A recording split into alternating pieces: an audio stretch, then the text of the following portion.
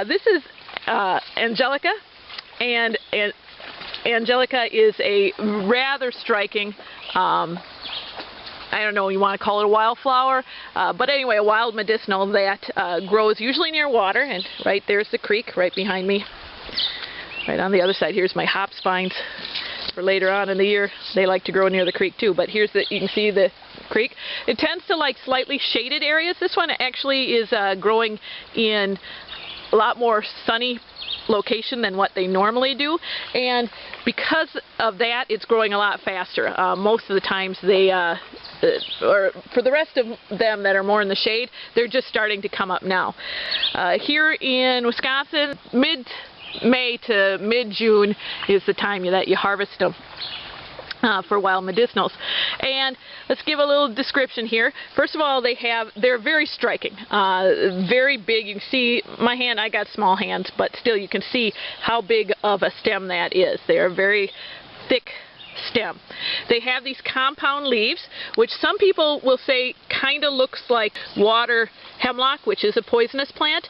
I myself don't think they look like water hemlock, because water hemlock tend to be a lot narrower, while these ones are a much bigger, broader leaf, especially the further down you go.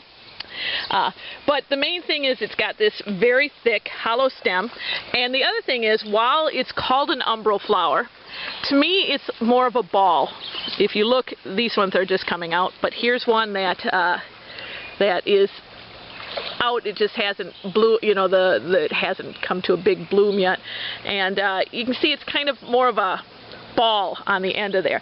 While yes, yes, this is an umbral flower, but more of a ball, while water hemlock tends to be almost like a flat, like an umbrella, which is where the term umbral comes from. Well, they all come from the same term, umbral. But think of how an umbrella, it's kind of comes up and it has these a bunch of stems that come out and then hold this somewhat flat top. Well, that's what water hemlock looks like. The stem on this is hollow, and that's an important thing. If it's not hollow, don't mess with it. And Angelica is, well, the way I'm going to make it now as an edible and a medicinal.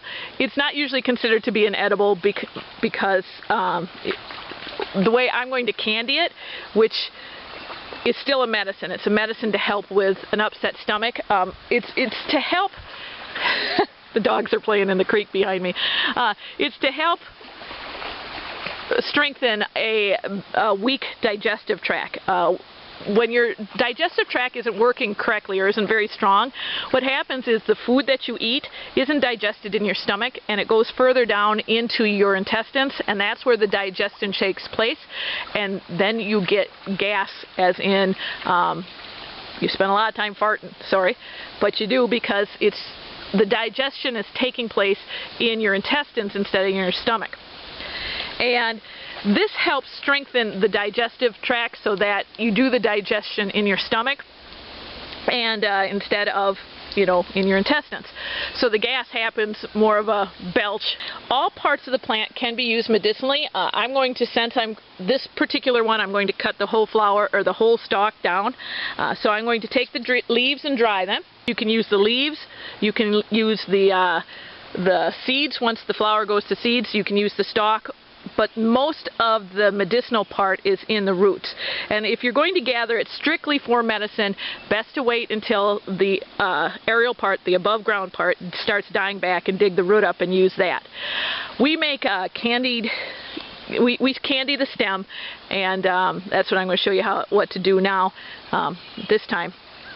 And that's what we use, again, to help with people who have a weak digestive tract. A lot of times it comes after illness, or if you've been taking a lot of antibiotics, things on that order. Sometimes your body just doesn't want to start digesting, and this helps strengthen your digestive tract. But what the main use is, and I dig up the root for this use, is for women. It is a great thing to use for anything except during pregnancy. It's if you have a delayed menstruation, if you haven't had your period for a while, this will help bring that on. Well, it has this chemical in it that it plugs itself. I'm trying to figure out a way of wording this. It plugs itself into the estrogen receptors, and how estrogen works is it's created by the body, and then it plugs itself into these receptacles. And if it plugs itself in too fast, then you get moodiness and anger and tears, and everybody hates me, or I hate everybody. If it's going too fast, then that's not a good thing. But and so this helps regulate it, because it plugs itself into those receptacles and doesn't allow the estrogen to do it. But the other thing it does is on the opposite sides.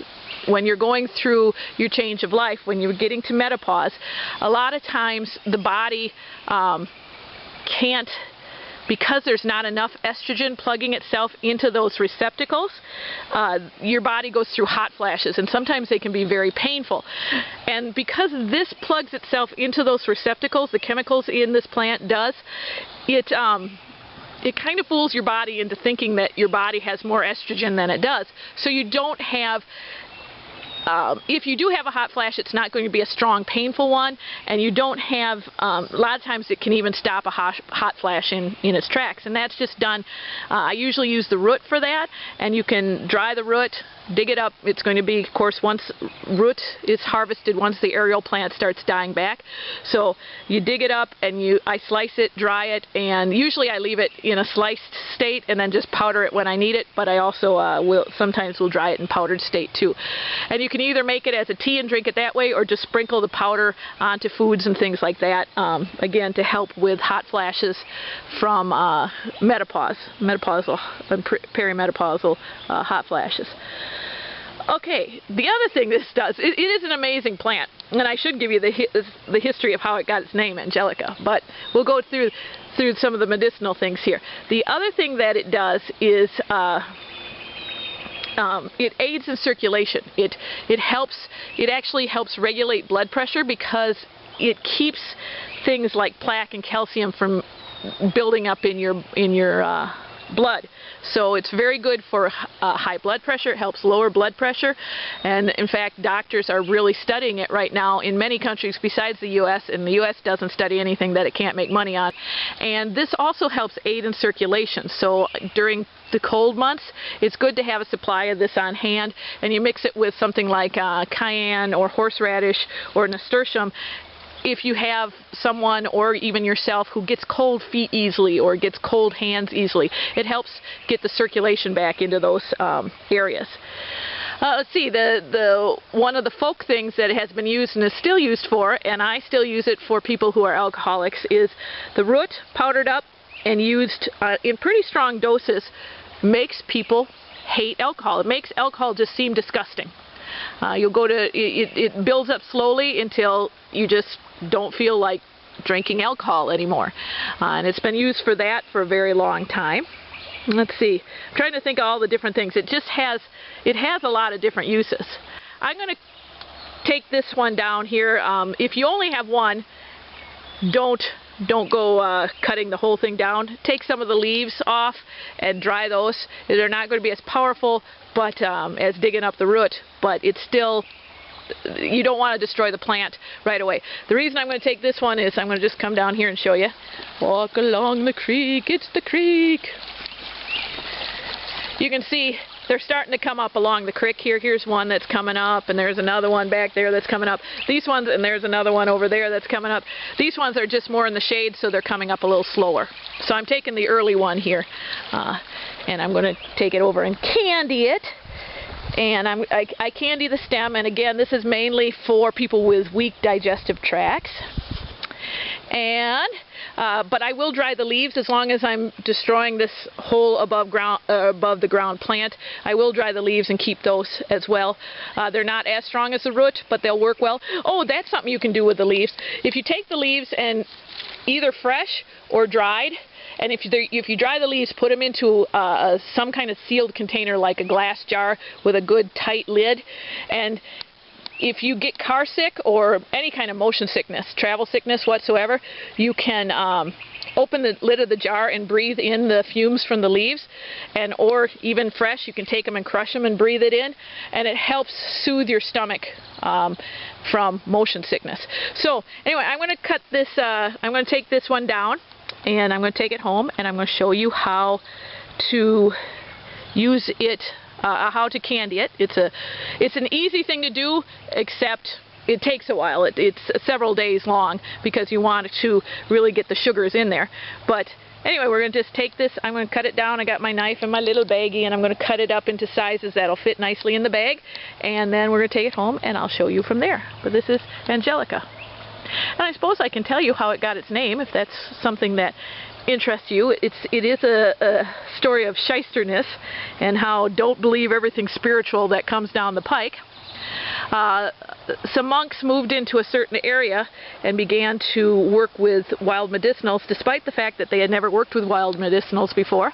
And they began to say, well, it was the angel Gabriel and Michael that were coming in and giving them all this information. So the plant was named Angelica because supposedly the angels gave these monks the knowledge of how to use it in a medicinal way.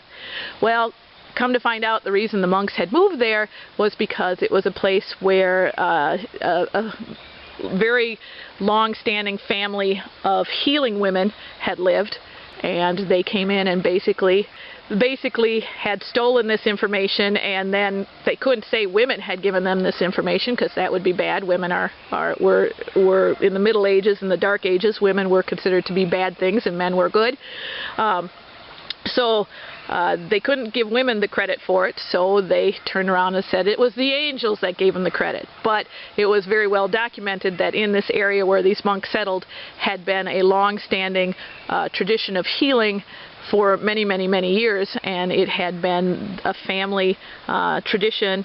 People had come from all over to meet these wise women who did the healing for generations. So sometimes the theatrics of spiritualness, sometimes you got to look past that and look to the calm person who doesn't need to put on all the costumes and doesn't need to have all their little props laying around. Sometimes you just look for the person who has the knowledge. That is the story Angelica teaches us, that don't always look for the people with the fancier stuff and the fancier clothes. Sometimes you just look for the people who quietly go about their business and know what they're doing. So, Angelica, I'm going to take you home and show you how to, I'll start showing you how to candy it then. Okay, I'll show you here. This is real quick, but this is the, you can see the hollow stem. That's something really important that you need to do. It also has a slight anise licorice kind of taste. Just a slight bit of it anyway. So we're going to take this home and get it going, and I'll show you. But I just thought as long as I just cut it, I'll show you the hollow stem there.